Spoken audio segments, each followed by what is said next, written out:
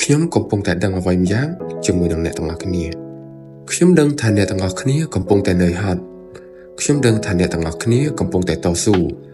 ហើយខ្ញុំដឹងថាអ្នកទាំងអស់គ្នាកំពុងតែព្យាយាមធ្វើអ្វីមួយឲ្យបានល្អព្យាយាមដើម្បីឲ្យមានភាពគ្រប់គ្រាន់និងព្យាយាមដើម្បីទទួលបាននូវសេចក្តីស្រឡាញ់មួយទៀតនៅពេលដែលអ្នកទាំងអស់គ្នាបានសម្លឹងទៅដល់អ្នកដទៃអ្នកឃើញថាពួកគាត់កំពុងតែមានអ្វីៗគ្រប់យ៉ាងហើយនៅពេលដែលអ្នកទាំងអស់គ្នាកំពុងតែសម្លឹងមកមើលខ្លួនឯងគឺអ្នកទាំងអស់គ្នាឃើញតែមានកំហុសឃើញតែភាពខ្វះខាត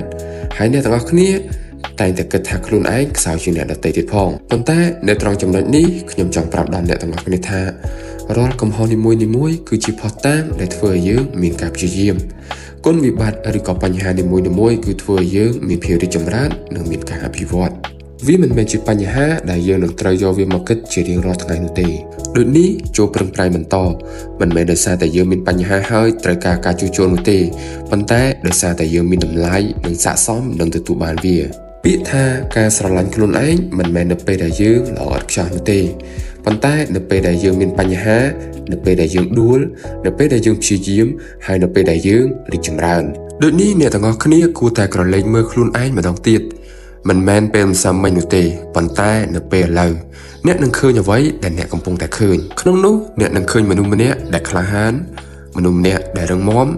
មនុស្សម្នាក់ដែលភ្ញាក់ពីដំណេកជារៀងរាល់ថ្ងៃហើយបន្តវាទៅមុខទៀតទោះបីជាមានការងារលំបាកក៏ដោយមនុស្សម្នាក់ដែលស័ក្តិសមនឹងទទួលនូវក្តីស្រឡាញ់មួយនោះជាពិសេសគឺអ្នកទាំងអស់គ្នាតែម្ដងសូមធ្វើវាបន្តហើយប្រឹងប្រែងធ្វើវាជារៀងរហូតពិភពលោកដ៏ស្រស់ស្អាតមួយនេះគឺកំពុងត្រូវការអ្នកទាំងអស់គ្នា